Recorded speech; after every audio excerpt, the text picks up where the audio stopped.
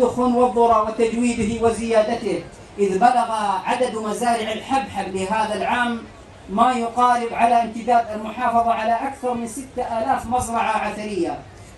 ويأتي المهرجان مسبوقة ستعرفها الليث